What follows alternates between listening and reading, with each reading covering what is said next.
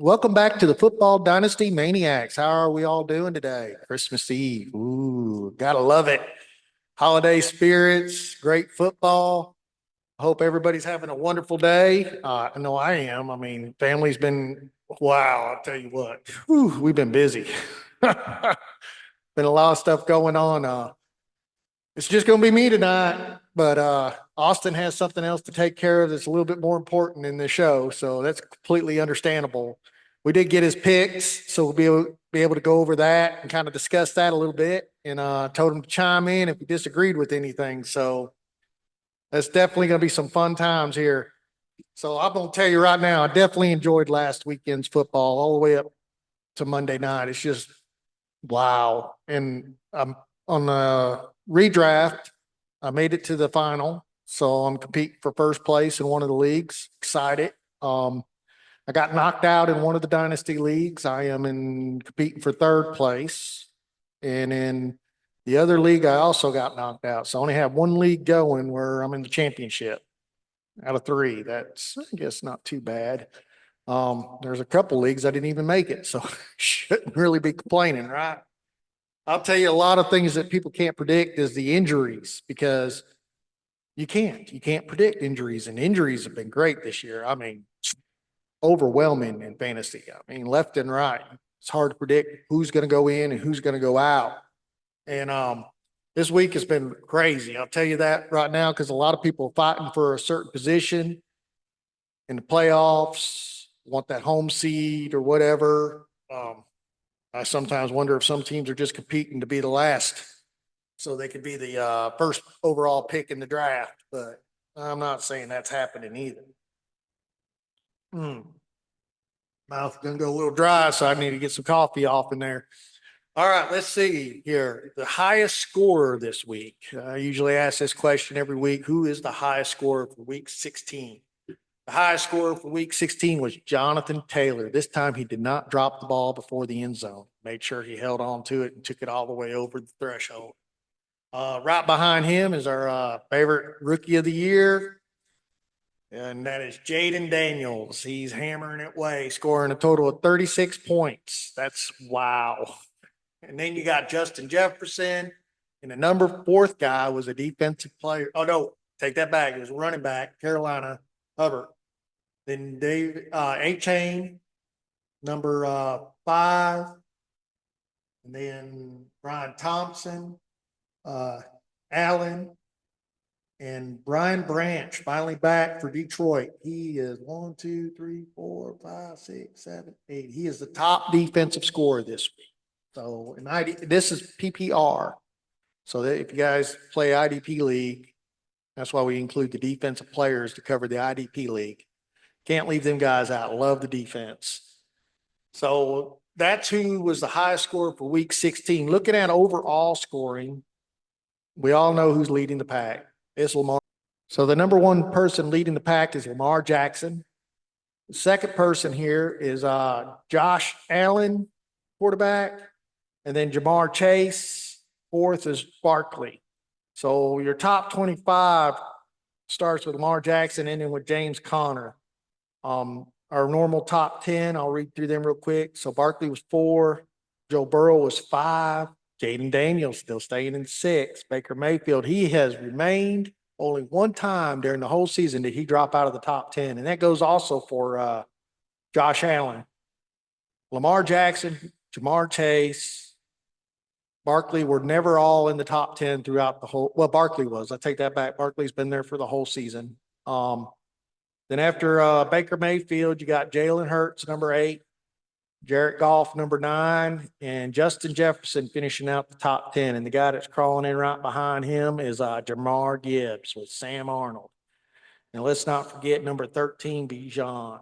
And then Brown last week, he was up in the top 12, but now he has dropped down to 14. So Derrick Henry's holding on. He's at 15. He's still doing what he's doing. I know it took a minute for the Ravens to catch on to what they needed to do with him, but at the end of the season, I think they figured it out. I mean, the Ravens really look strong. This could be the season. I mean, out of all the seasons that the Ravens had a shot, I think this is the season they could really have a shot. Be interesting. I mean, definitely interesting. So let's do a real quick recap for last week. Thursday night, wow. Chargers pulled out a banger, ended up passing the Broncos. Another close game, which drove me nuts because really, honestly, I don't think they should have won the game, but that's just my opinion.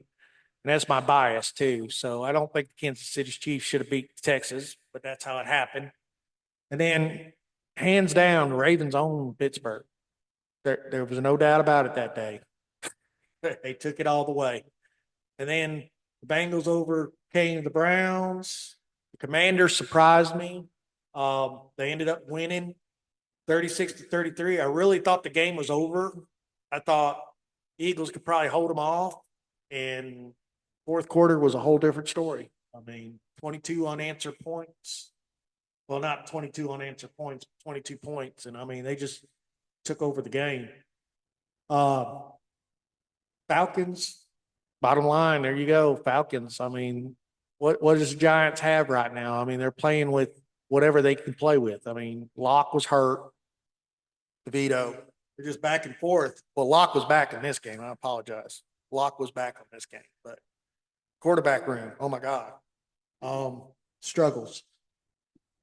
Not saying Atlanta's perfect. Lions, no doubt they were going to pull off that win against the Bears. Colts, predicted the Colts would beat the Titans. The Rams, I think we both predicted the Rams were going to beat the Jets. And another shocker for the week, I really did think Arizona would have won that game, but they did not. At the final quarter there, in overtime, the Panthers pulled out a victory, 36-30. So that was definitely a good game.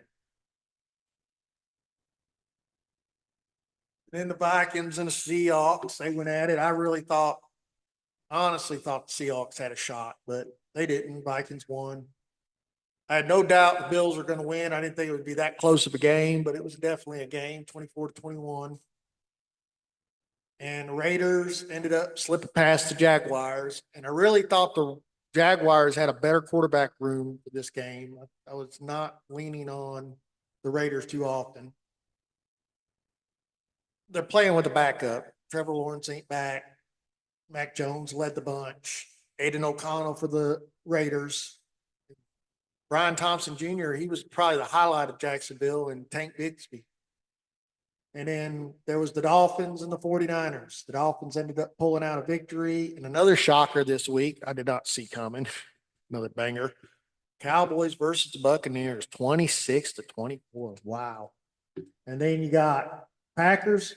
We all figured the Packers were going to handle their business.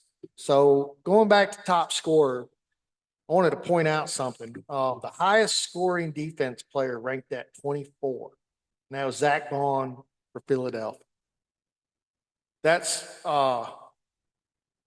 overall scoring 24, not ranked as position. Ranked at position, he is ranked 157 as a linebacker.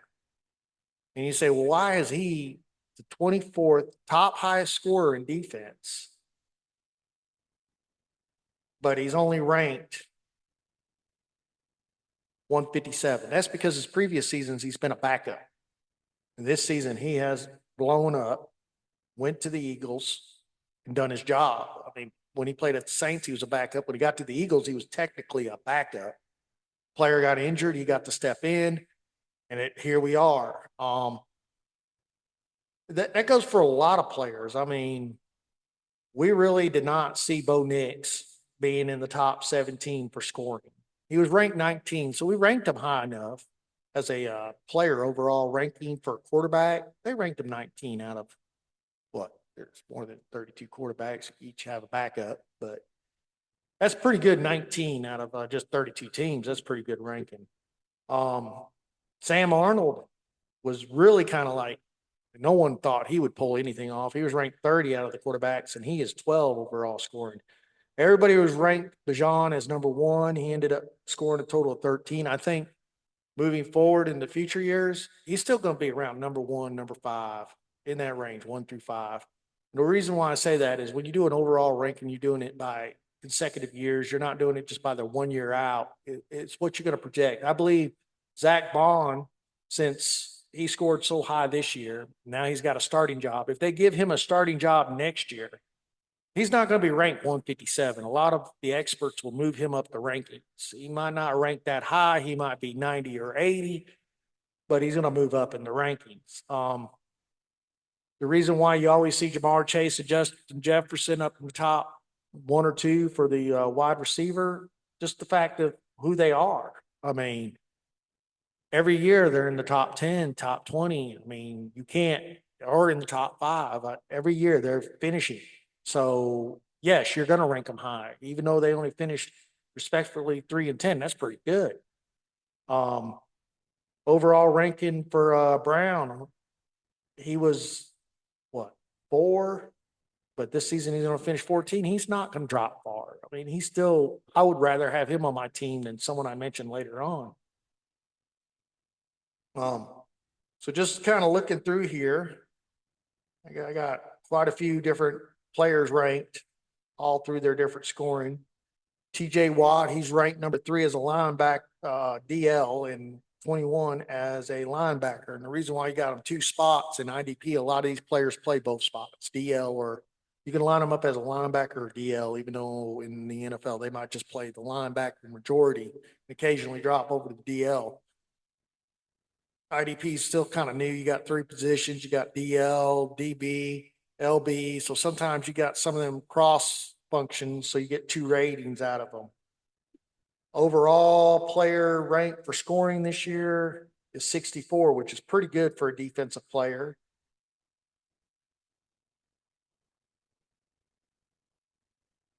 So I'm just kind of rolling through some of the numbers here, just kind of looking at them.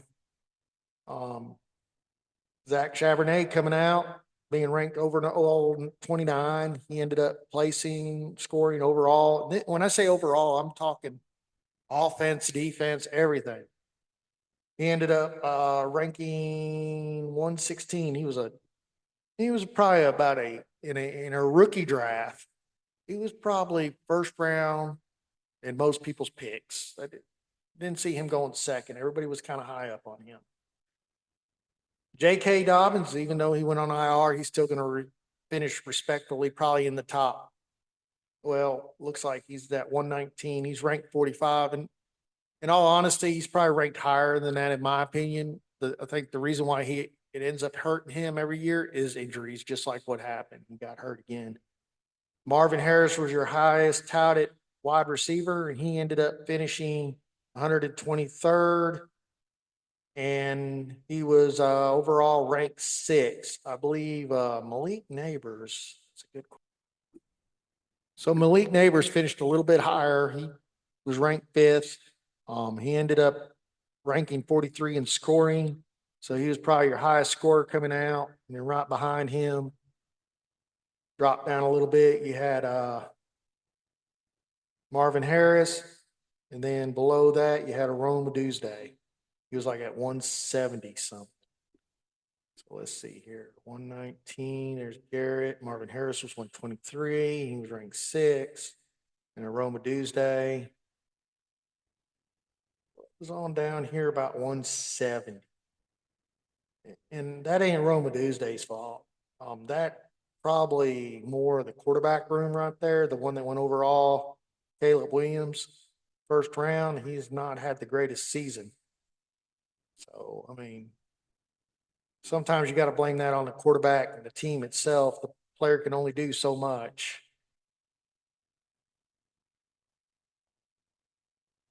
So Roma Tuesday finished 178. He ended up being ranked 17 overall wide receiver for rankings and groups.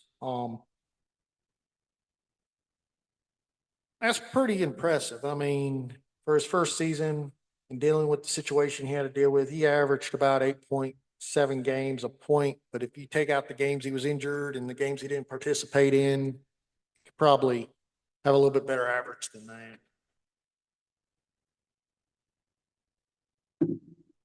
So let's move on to the next week.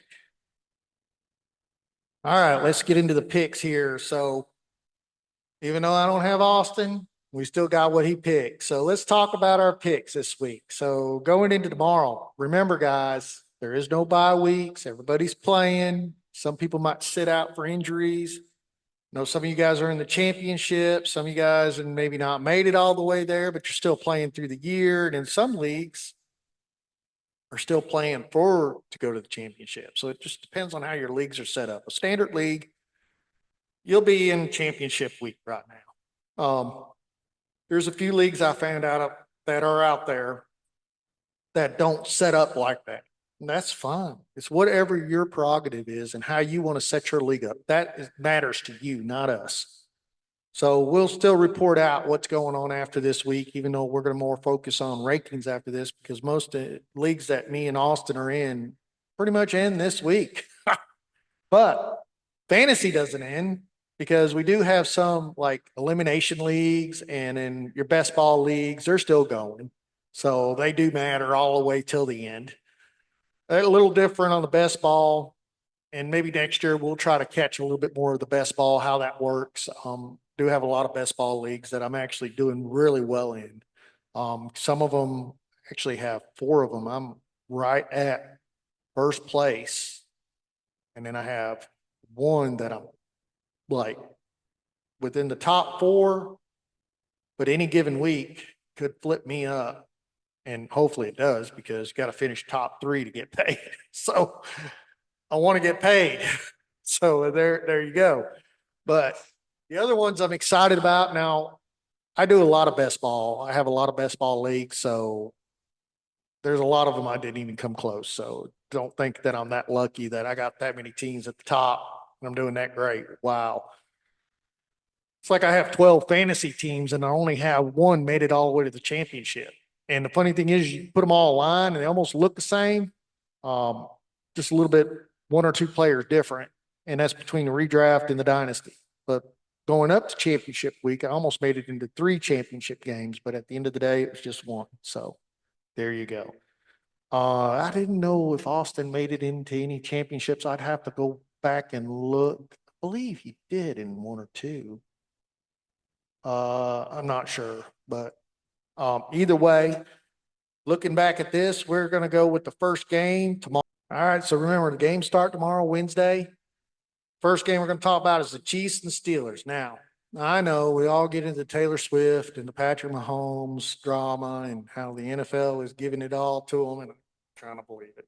But in this case, I will say, in all honesty, I believe talent-wise, Chiefs will end up beating the Steelers, and Austin also agreed with me on that. So the next game we got is the Ravens and the Texans.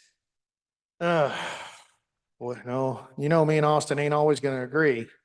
But Austin went with the Ravens, but I believe with the struggles that the Texans have and what they're trying to get done and accomplished, I believe they will end up pulling out a victory. They're going to try everything they can do to get that victory tomorrow.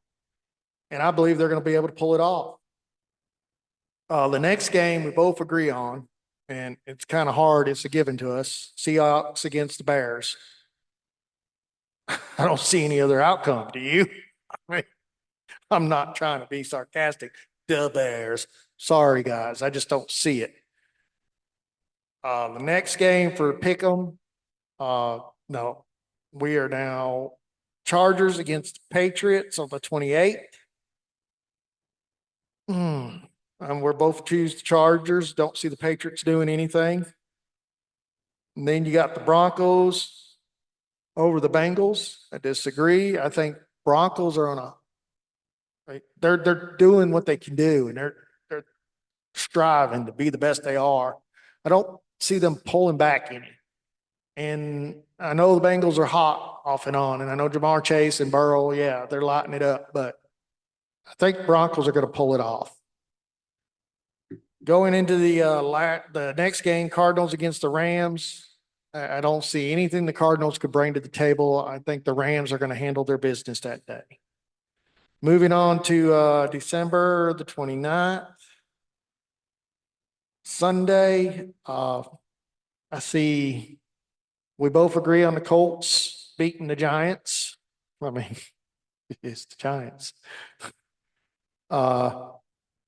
Big question is, who is the Giants going to pick for the first pick? That is the question. It's going to be a quarterback. I'll bet you money on it. Then the next game is the Raiders against the Saints. Me and Austin both agree that the Saints will pull it out. I think they have a better shot at it. The next game, Jaguars against Titans. We both, again, picked Jaguars to win the game. Next game, Bills over the Jets. I don't see anything Jets could bring to the table. Bills is going to keep running it, keep that home field advantage, and just they're rolling.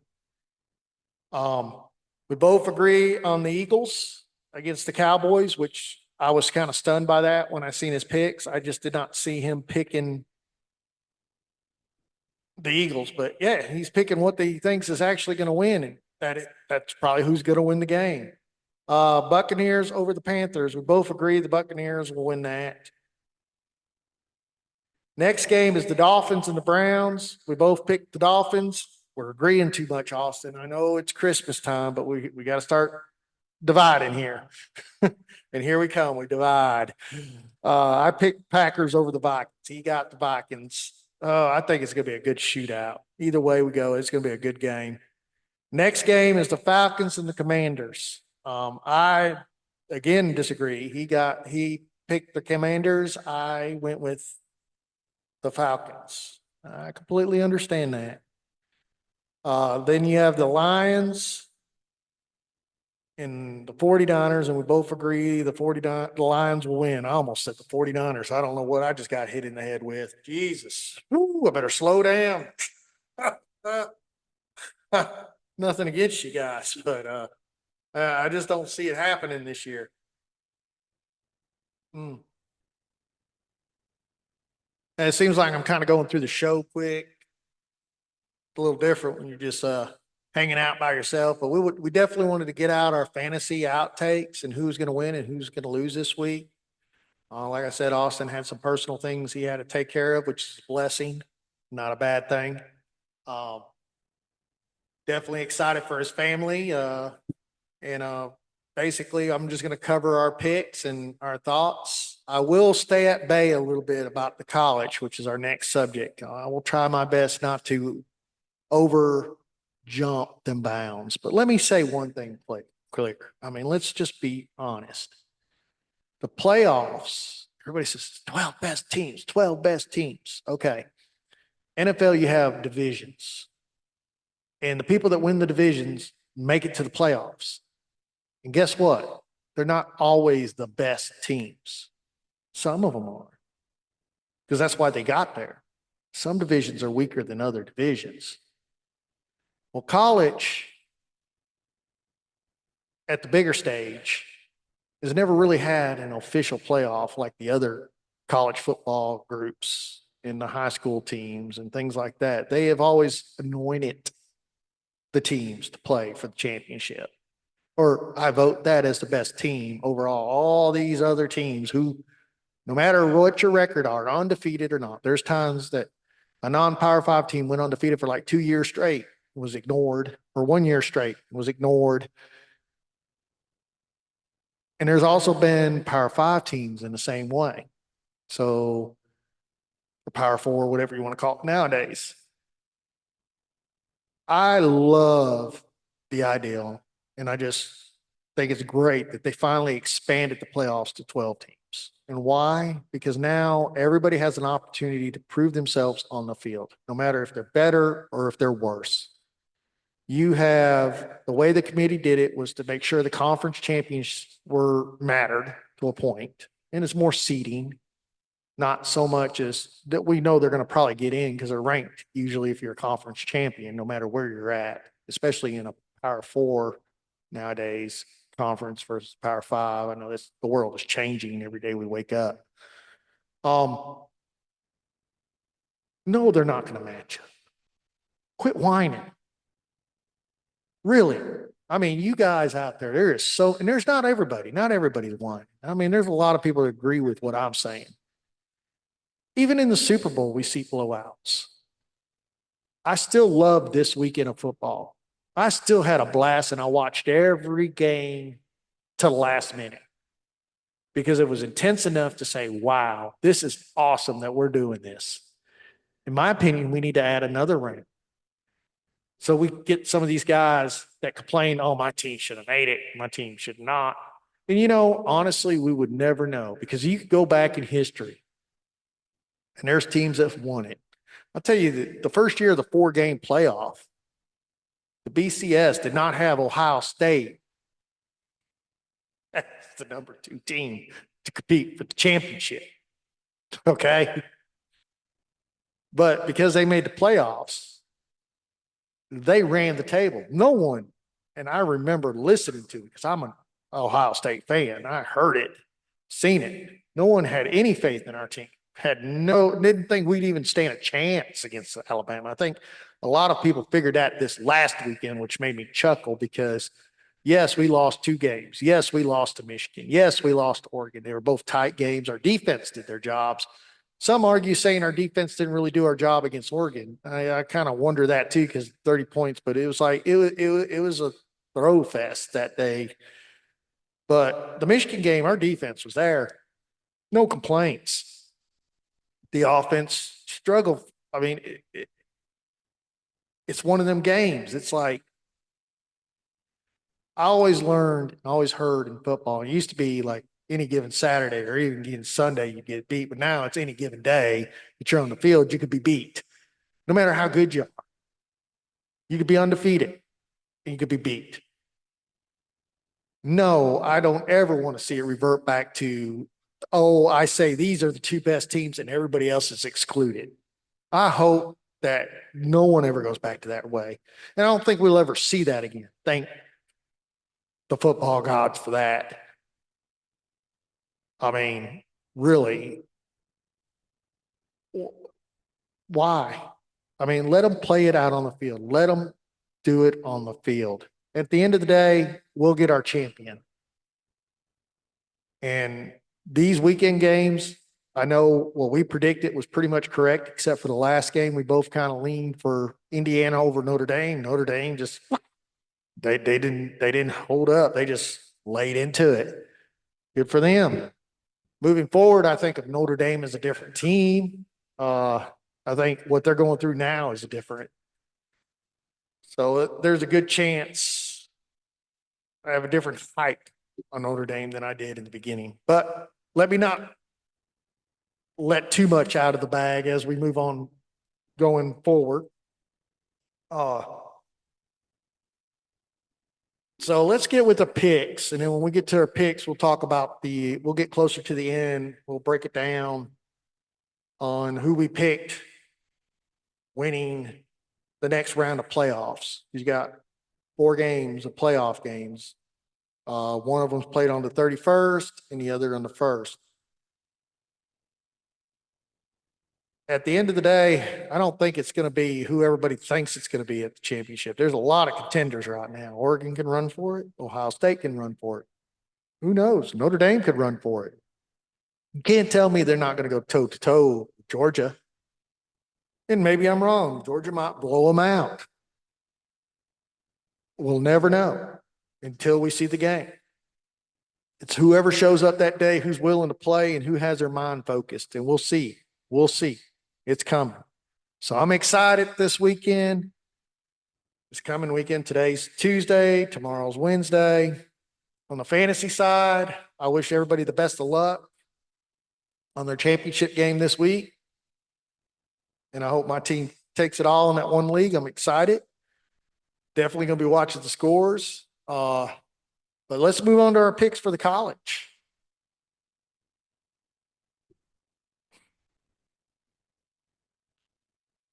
So on the college side, you got South Florida and San Jose going at it today. We both went with San Jose State. Game started at 7 p.m. Eastern time. The next day, you got Pittsburgh and Toledo. Me and Austin both agreed on Pittsburgh and Toledo. We disagree on Rutgers and Kansas City. I picked Rutgers. He picked Kansas City. We both agreed on Bowling Green. Moving on to the Oklahoma Navy game, I think Oklahoma's going to handle themselves to Navy. I kind of was on the fence on that, but I also agree with Austin. I think Oklahoma will win. We both agree Georgia Tech will beat Vanderbilt, but then they've shocked the world times, so who knows?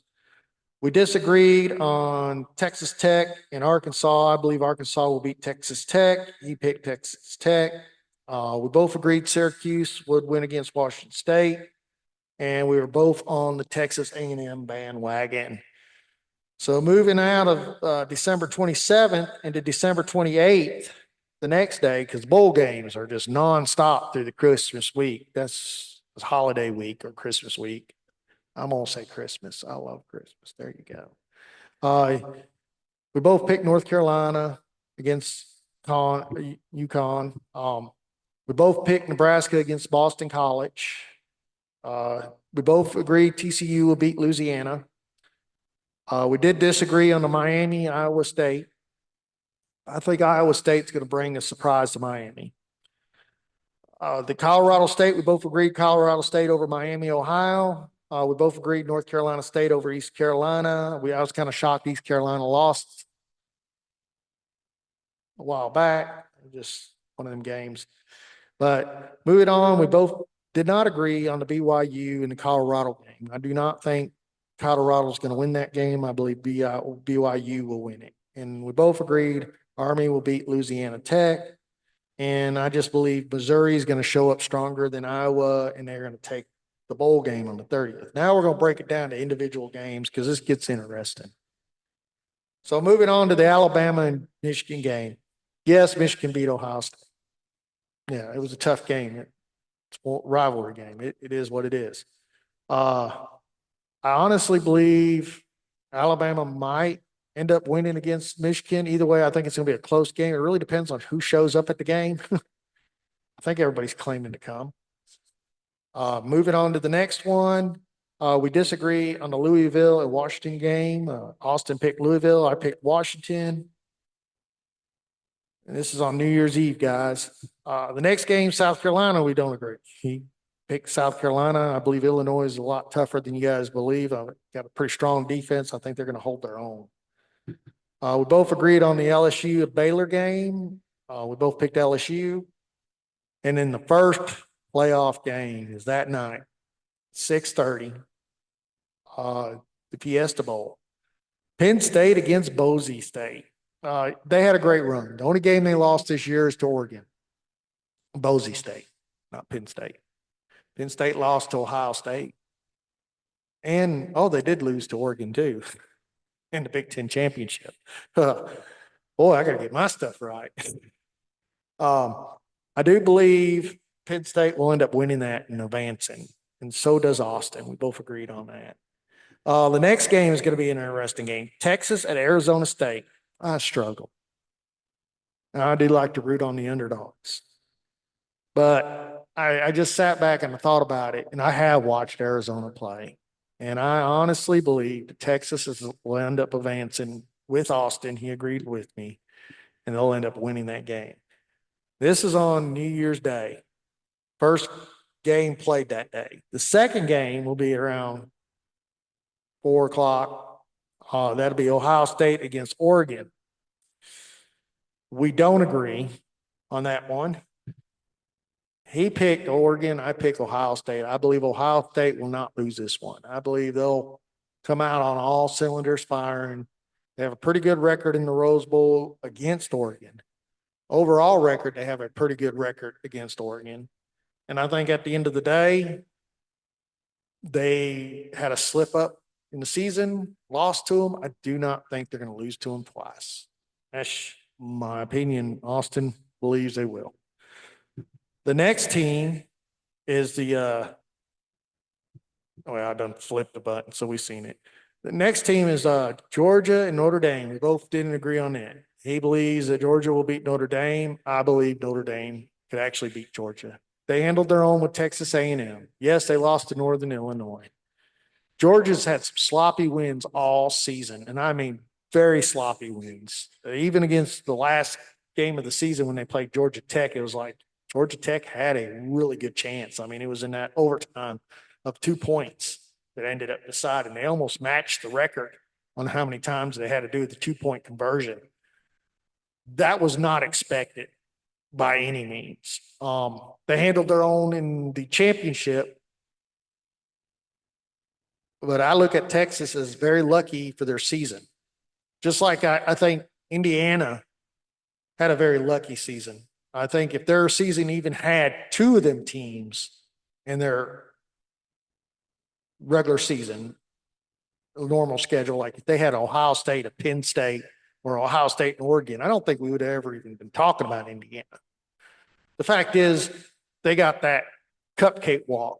And that goes back to saying what I think about expanding the games, why it should happen. Why should you expand? And these are the reasons why. Because you're playing in a conference. And at the end of the day, not every team's going to be able to match up with every conference, and every conference is going to be matched up with every conference. So we need to know who's the best out of each area and bring them together for that final playoff to see who is the best in football. At the end of the day, that's what you're doing. So quit your whining about it and just enjoy it because it's great. I mean, great television, great games to watch. I enjoy every minute of it. So keep going. I think they're doing great. Don't be such a critical about it. Like, oh my God, my team didn't make. If you lost 3 games, you shouldn't even be talked about. The only reason Clemson's in there is the fact that they won their conference champion. Good for them. Good for them. No one expected them to win, but they did. So they had every right to be there. Win or lose, they had every right to be there. Just like Georgia had every right to be there. Texas had every right to be there. Even Indiana had every right to be in that playoff. Alabama would have been there. All they had to do was win one more game of the games they lost. They didn't play nobody tougher out of their schedule like everybody screamed they did. They lost to Vanderbilt, Tennessee. I mean, it was Oklahoma in conference games. Got to win that stuff. At the end of the day, that's what it is. Win your games. That's all they're asking out of you. Shouldn't be, oh, I vote him in, I vote him in. Shouldn't be that. It really shouldn't. Should be, I won my games. I deserve to be in. Let me see if I can prove myself. And if it ends up being lopsided, you get one dominant play team out of there, that's the team. That's the champion. Simple. Not hard. Everybody wants to make it a big old drama story, but that's how life is sometimes. You got to make it a drama story. If you guys like the content, hit the like button. Don't forget to subscribe. Don't miss me and Austin next week as we unfold if we won the championship and who is the top scorer for season 2024. Football been great this year. I'm looking forward to the next round, the next group of kids coming out. I'm excited to see who's going to get the first draft pick. Right now, I think it's the Giants, most likely probability of getting the first pick. They definitely need a quarterback. Curious what Dallas is going to do moving forward. So much exciting stuff coming up to discuss. So, as Austin would always say, sharing is caring. So don't forget to hit the like button, subscribe, and share.